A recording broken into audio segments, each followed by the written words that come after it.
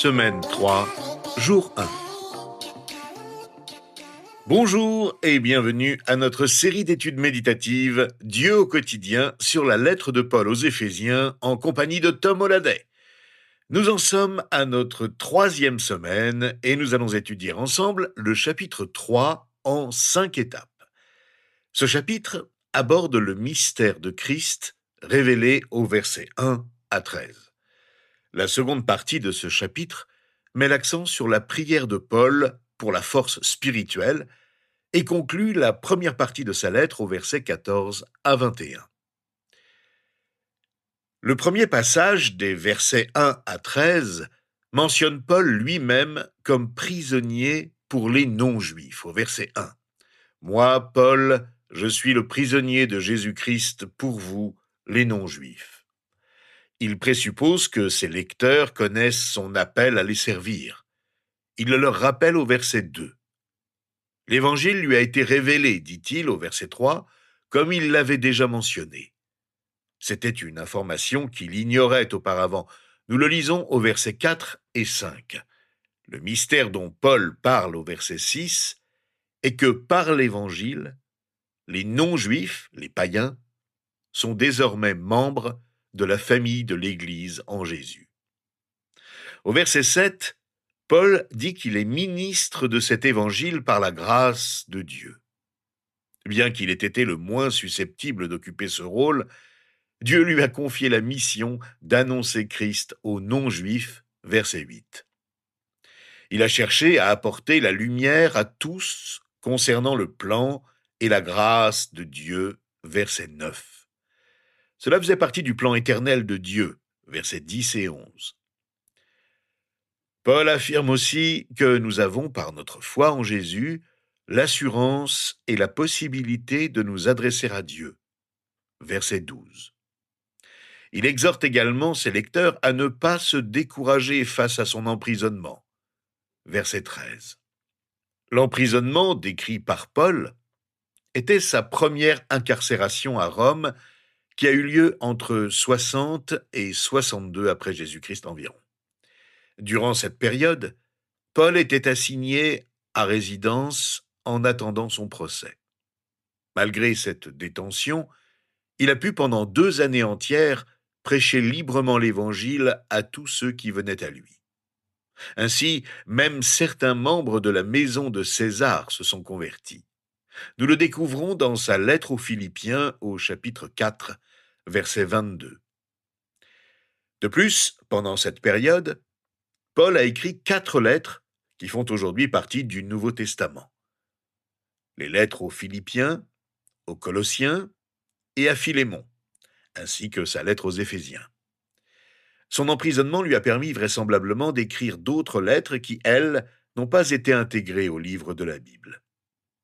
La seconde partie de notre chapitre, les versets 14 à 21, contient une prière personnelle de Paul. Il s'est agenouillé, verset 14, et a demandé à Dieu de fortifier les Éphésiens par son esprit, versets 15 et 16. Il désire que Christ demeure dans le cœur de l'Église d'Éphèse par la foi, verset 17. Il souhaite qu'ils connaissent la profondeur de l'amour de Christ, qui surpasse toute connaissance, versets 18 et 19. Paul conclut le chapitre par une louange au Seigneur au verset 18 à 21. Pour lui, Dieu est capable de faire infiniment plus que tout ce que nous pouvons demander ou imaginer, verset 20. Dieu mérite toute la gloire en toutes choses et en tout temps, verset 21. Cette prière conclut également la première partie de la lettre de Paul, les chapitres suivants abordant de nouveaux thèmes et des questions d'ordre pratique pour la vie de l'Église. Durant sa captivité romaine, Paul était assigné à résidence. Le jour, il pouvait circuler librement dans la maison sous la surveillance de soldats, mais chaque nuit, il était enchaîné à un soldat pour l'empêcher de s'évader avant son procès devant César. Pourtant, il se considérait comme le prisonnier de Jésus-Christ. Il savait que Jésus était le Seigneur de sa vie et non le gouvernement romain. Aussi, s'il était prisonnier, il était le prisonnier de Jésus. S'il était arrêté en attente de son procès, c'était entièrement à cause de son œuvre missionnaire auprès des non-juifs. Paul a souffert pour la vérité même qu'il voulait expliquer aux Éphésiens, et cela ne l'a jamais fait reculer. Il ne voulait surtout pas qu'on le plaigne de son emprisonnement, mais désirait que ses lecteurs comprennent que sa captivité était pour eux l'occasion de fortifier leur foi. On ignore la date exacte à laquelle Paul a écrit chacune de ses épîtres de prison, mais la période de 2 ans qu'il a passé en résidence surveillée à Rome est datée entre 60 et 62 après Jésus-Christ. L'emprisonnement de Paul à Rome est attesté par le livre des Actes des Apôtres, où l'on trouve la mention de sa garde par des soldats au chapitre 28, verset 16, de la permission de recevoir des visites au chapitre 28, verset 30, et des occasions qu'il a eues de propager l'Évangile au même chapitre, verset 31.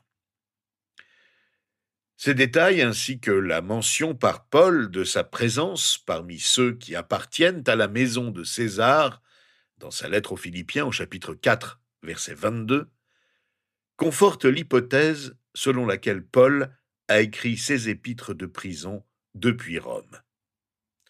Le temps que Paul a passé en prison avait pour but de répandre l'Évangile dans la capitale des non-juifs, Rome. Luc, l'auteur du livre des Actes, au chapitre 23, verset 11, déclare que le Seigneur lui-même lui a dit « Prends courage, Paul, de même que tu as rendu témoignage de ce qui me concerne à Jérusalem, il faut aussi que tu rendes témoignage à Rome. »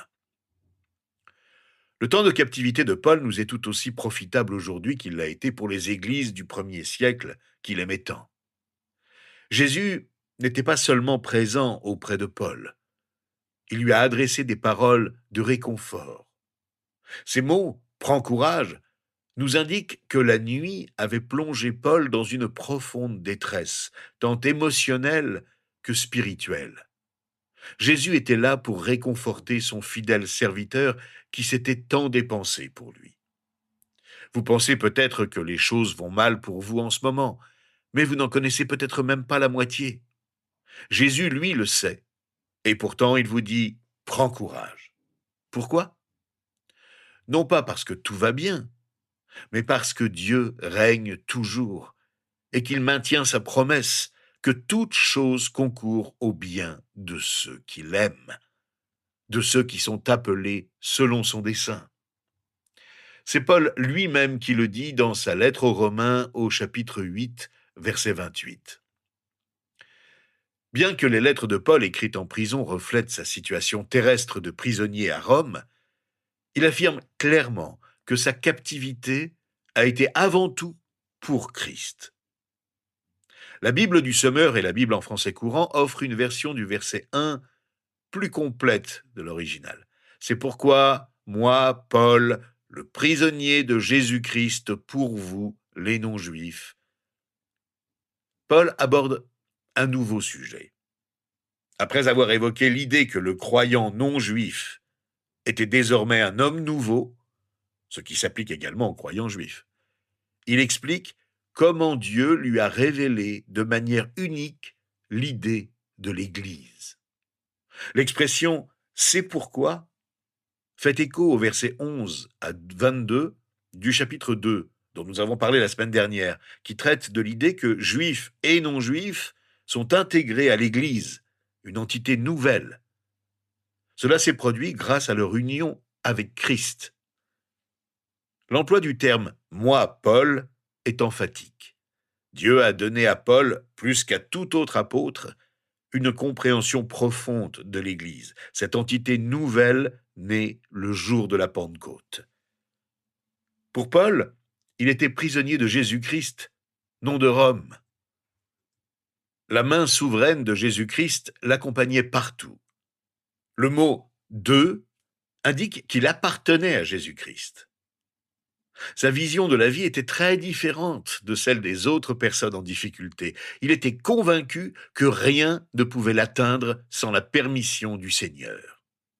Paul n'a jamais dit qu'il était prisonnier de César. Il se considérait toujours comme un prisonnier de Jésus-Christ. Le ministère principal de Paul s'adressait aux non-juifs, comme il le précise à son ami Timothée dans la deuxième lettre qu'il lui a adressée au chapitre 1, versets 11 et 12. « J'ai été établi prédicateur et apôtre, chargé d'enseigner les non-juifs. Voilà pourquoi j'endure ces souffrances. Mais je n'en ai pas honte, car je sais en qui j'ai cru, et je suis persuadé qu'il a la puissance de garder le dépôt qu'il m'a confié. » Paul était prisonnier pour les non-juifs. Le mot grec « pour » signifie « au nom de ». Les chaînes de Paul à Rome ont été profitables aux non-juifs.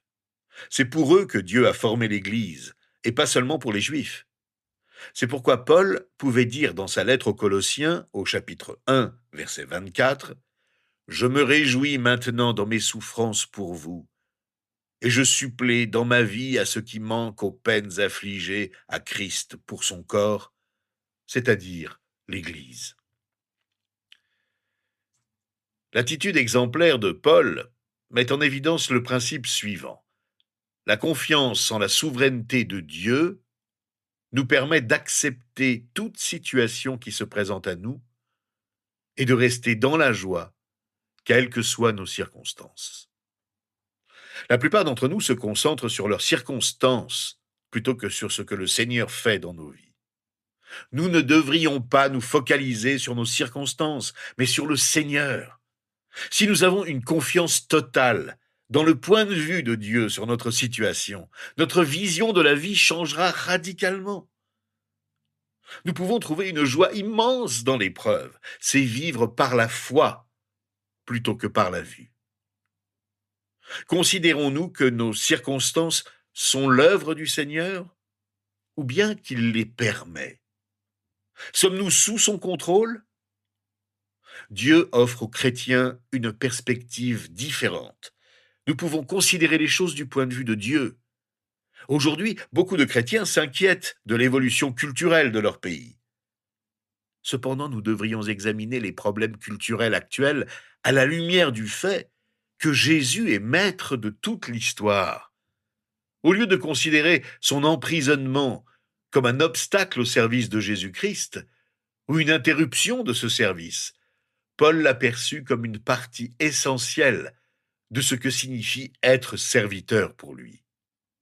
Il l'a accepté pleinement en tant que serviteur.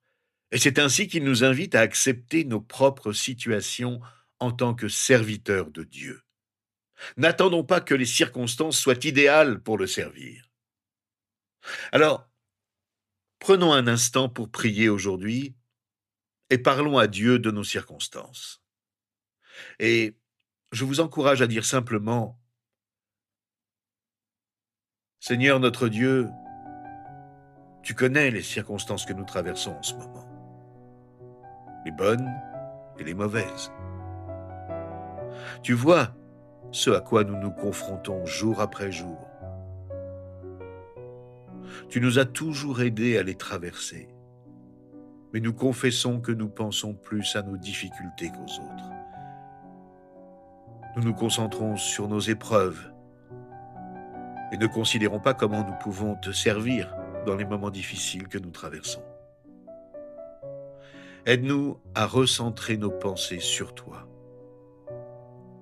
Nous pensons aussi à tous ceux qui sont persécutés dans le monde à cause de leur foi en toi.